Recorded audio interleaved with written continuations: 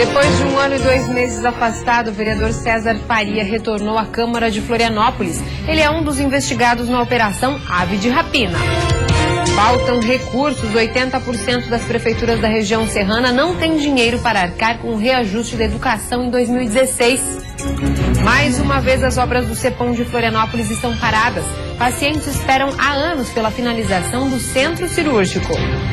E no futebol, o Figueirense perde para o Internacional de Lages e é vaiado pela torcida no Orlando Scarpelli.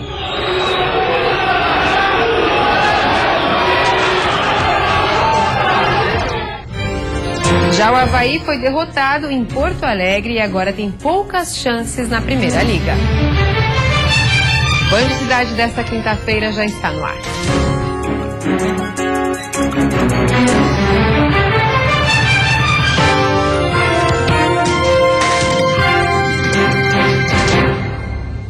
Olá, boa noite.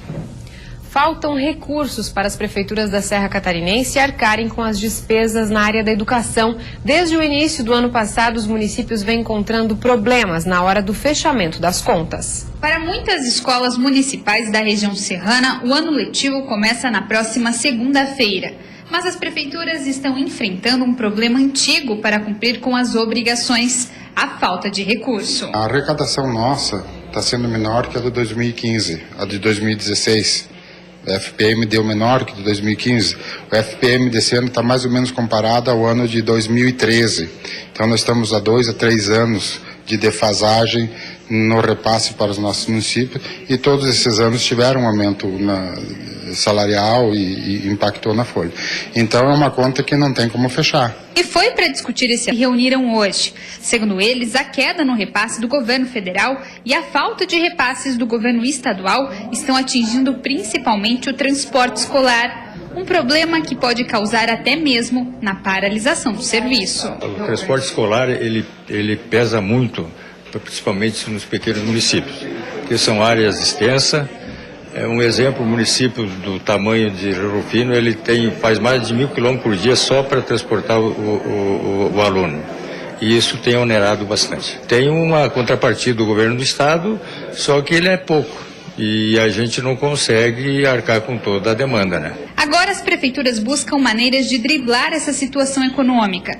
Uma pauta de reivindicações será entregue ao governo do estado. E uma reunião com o Ministério Público e Tribunal de Contas também está prevista para acontecer na semana que vem. O que nós vamos ter que flexibilizar, talvez, algumas leis que põem nós nessa pressão.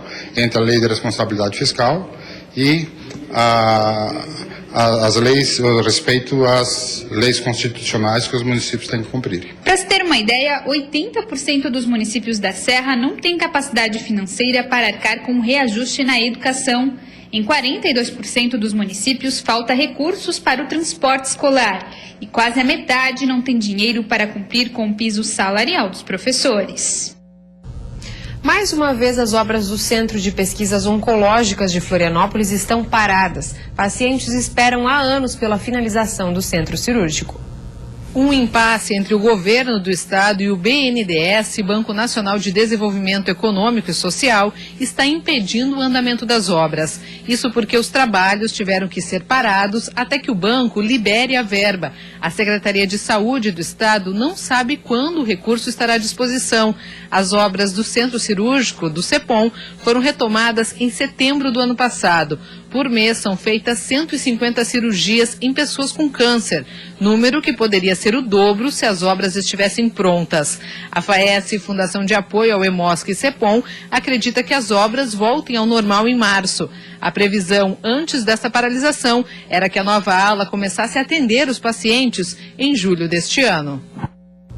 E a seguir, exemplo que vem da Serra. Enquanto todo o estado corre na luta contra o Aedes aegypti, a situação na região serrana parece estar sob controle. E ainda a fé que move multidões.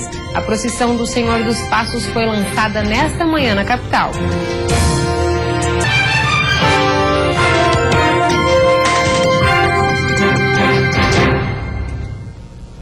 Em todo o estado, a situação é de alerta por conta do mosquito Aedes aegypti. Todas as regiões registraram focos e casos de dengue em 2015, mas tem uma região onde a situação é mais tranquila, a Serra Catarinense. E não é só o clima ameno que contribui para que isso ocorra.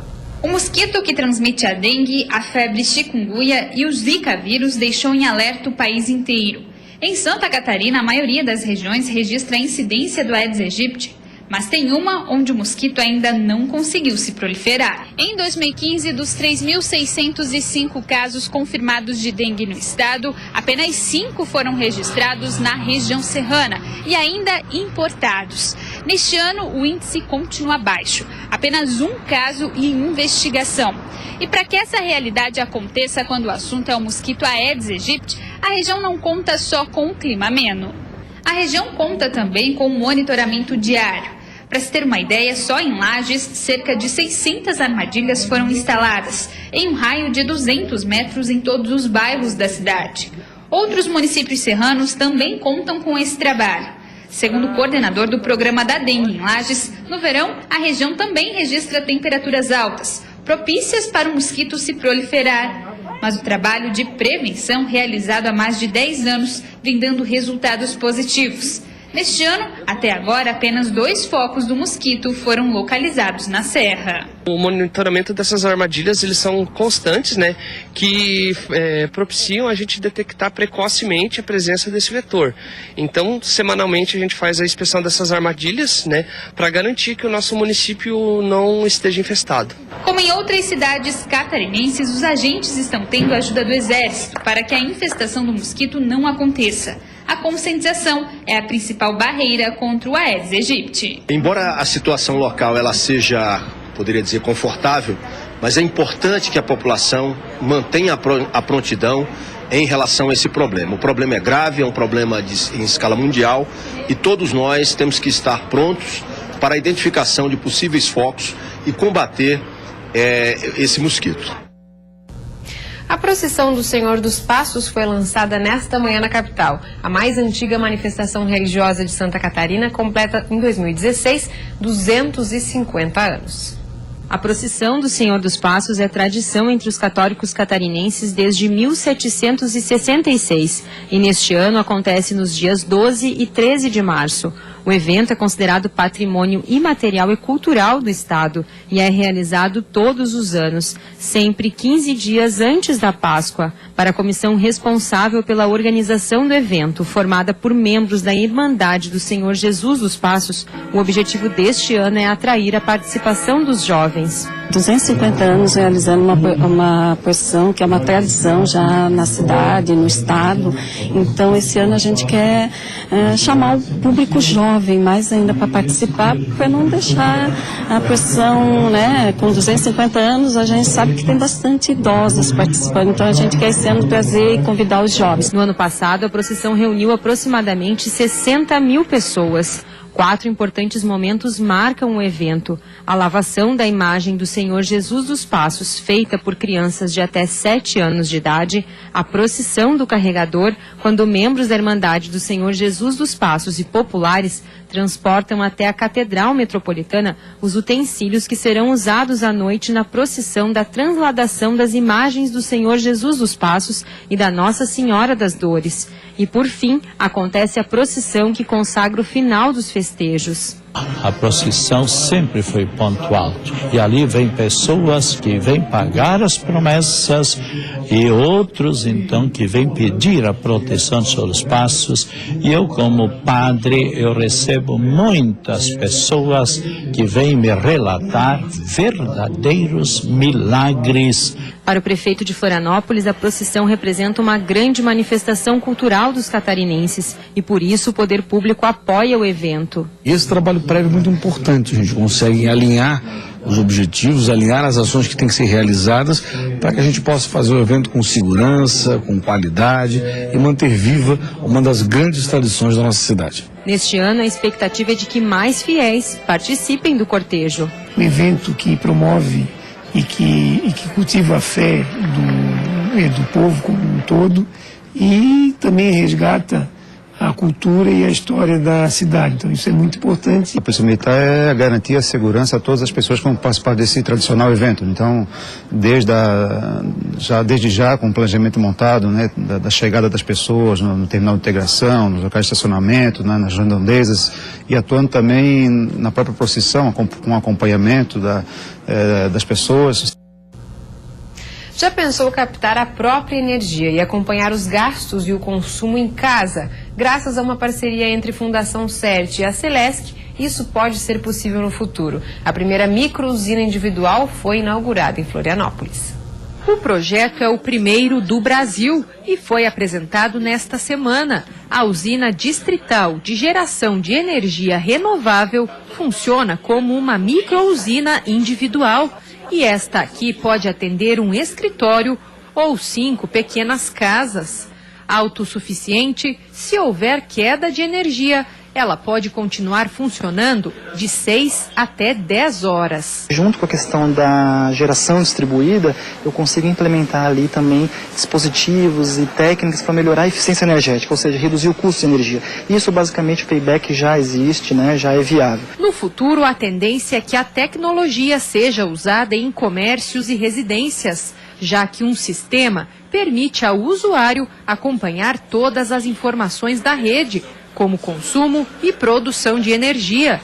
Mas, por enquanto, é um verdadeiro laboratório onde a própria Celesc pretende desenvolver estudos. São diversas fontes de energia diferentes que estão incorporadas dentro de uma única unidade consumidora. Então, a interação que a gente tem entre esses diversos tipos de fontes de energia diferentes e de que maneira se comporta entre si, é um tema de bastante interesse da Celesc em ter estudos. A microusina capta energia eólica, ou seja, pelo vento, e solar através de painéis. O local escolhido para abrigar o projeto pioneiro é o Sapiens Park, conjunto de prédios na capital, onde estão instaladas empresas inovadoras. Se há um berço natural para um projeto desse, é o Sapiens.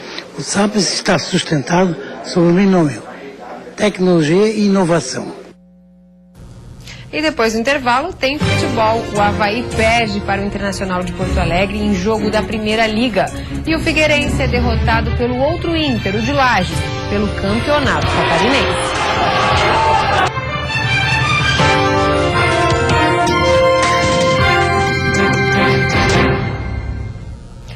Futebol, pela Primeira Liga, o Avaí enfrentou o Internacional em Porto Alegre e não se deu bem. Foi derrotado por 3-0. Debaixo de muita chuva, o Avaí pouco criou contra o Internacional em Porto Alegre. Dominado pelo time gaúcho, o Leão ainda contou com um vacilo daqueles do goleiro Maurício. E olha que o cabeceio do Ailon nem foi tão forte assim. Não demorou muito e o Inter fez o segundo. Rodrigo Dourado, livre na pequena área, só desviou para o fundo da rede. Na segunda etapa, a coisa ficou ainda pior. Só dava Internacional. Foram várias as oportunidades criadas e desperdiçadas pelo time gaúcho. Até que Alex cruzou, a zaga falhou e Sacha fechou a conta. Internacional 3, Avaí 0. No jogo atrasado, válido pela terceira rodada do Campeonato Catarinense, o alvinegro da capital foi surpreendido pelo Internacional de Lages, em pleno Orlando Scarpelli. Logo aos 7 minutos, o zagueirão Peterson nem precisou subir para cabecear e estufar a rede do Gatito. E depois do gol do Leão Baio, o cara do Figueirense apareceu, Cleitinho. Se ele deixar, o time realmente vai fazer muita falta, porque as principais jogadas do alvinegro saíram dos pés dele. Aos 20, o camisa 7 cruzou e Leandro Silva de cabeça assustou o goleirão Neto Volpe. Logo depois, o passe dele foi para o Everton Santos, que também não conseguiu marcar. Enquanto isso, o Inter fechadinho aproveitava as poucas chances que tinha. Nessa cobrança de falta, por muito pouco, o Isaac não ampliou. Só que aí o Cleiton apareceu de novo. Olha a bola que ele botou para o Rodrigo Biro. O cruzamento saiu perfeito e Leandro Silva, de cabeça, completou para o fundo do gol. Era o empate do Figueira. Já no início da segunda etapa, o Figueirense deu a impressão de que a virada seria questão de tempo. Mais uma vez, Cleitinho começou a jogada, que terminou nesse chute cruzado e perigoso do Leandro Silva. O Leão Baio continua apostando na bola parada. Nessa, o Michel Schmoller obrigou o Gatito a fazer uma bela defesa. Do outro lado, sempre ele e Cleiton. Dessa vez a tentativa foi de fora da área, mas parou em Neto Volpe. Nesse lance foi dele também o lançamento para o Guilherme Queiroz, mas o goleirão do Inter chegou antes. Quando o Leão Baio colocou a bola no chão e trabalhou com calma, chegou ao segundo gol. Gabriel cruzou, a bola passou por todo mundo, menos pelo artilheiro Isaac, que em posição duvidosa botou ela no fundo da rede. 5º gol dele no campeonato. Daí pra frente, o Figueirense se perdeu de vez em campo. Não conseguiu criar uma chance clara para empatar o jogo. E após o apito final, acabou vaiado pela própria torcida.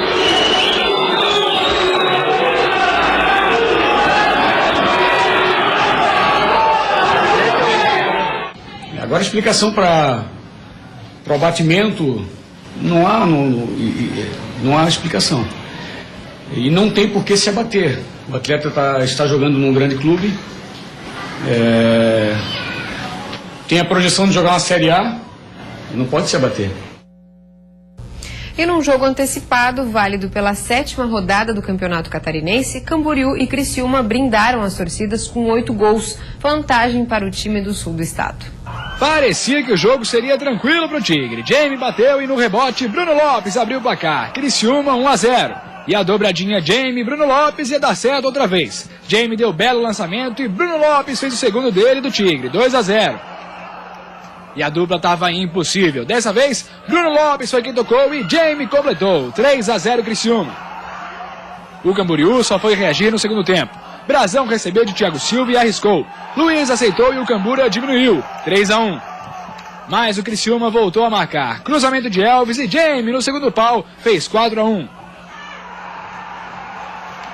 Acha que o Camboriú se entregou? Que nada, cruzamento de Tony, Thiago Silva escorou e Aldair diminuiu a vantagem outra vez, 4-2.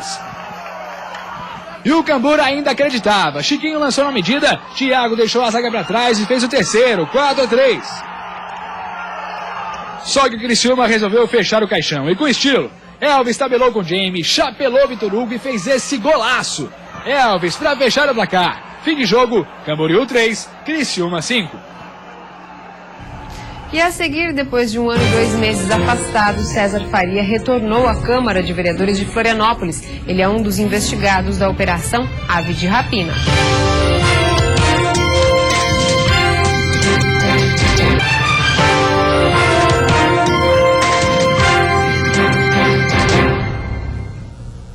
Os catarinenses tiveram hoje um dia típico de verão. O sol forte e o calor aumentaram a sensação de abafamento. Essa condição se deve a uma massa de ar quente que deve permanecer sobre o estado até o fim de semana.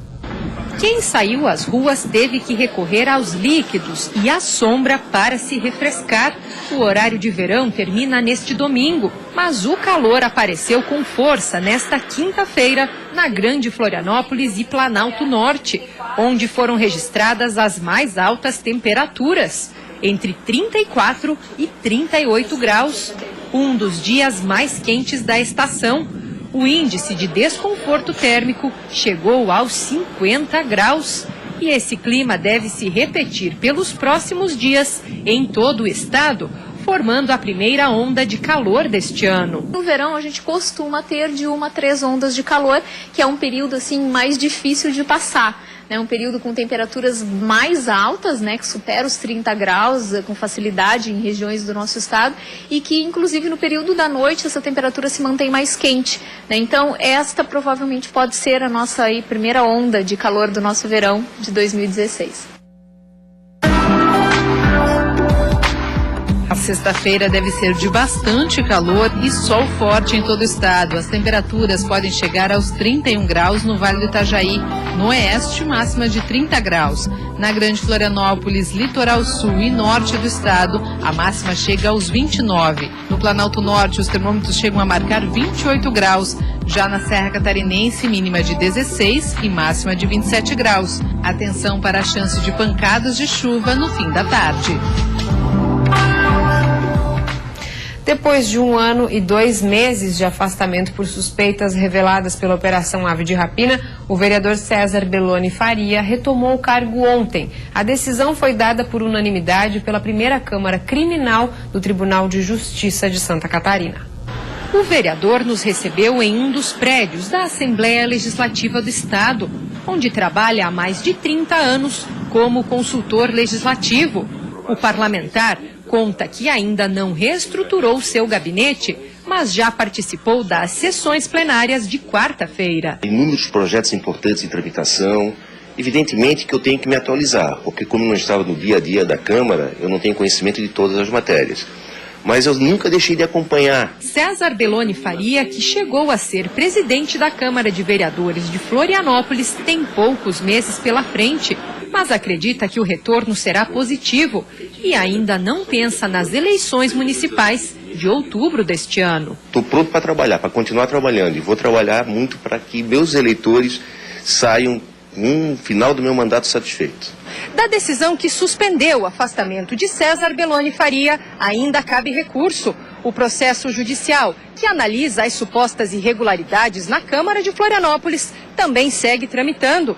E aqui no Legislativo Municipal, Faria ainda deve passar pelo Conselho de Ética, que analisa se houve quebra de decoro parlamentar. Eu acredito na Justiça de Santa Catarina. A gente sabe que um processo, ele precisa ser muito bem estudado e muito bem analisado. E ele começou sem o contraditório. Na minha visão, um enorme equívoco de um delegado da Polícia Federal. A Operação Ave de Rapina foi deflagrada pela Polícia Federal em novembro de 2014. 15 pessoas chegaram a ser presas por suspeitas de crimes contra a administração pública e organização criminosa. A Câmara de Vereadores, o Instituto de Planejamento Urbano e a Fundação Franklin Cascais eram os órgãos envolvidos no esquema, segundo as investigações. E vem aí o Jornal da Band. Uma ótima noite para você. Até amanhã.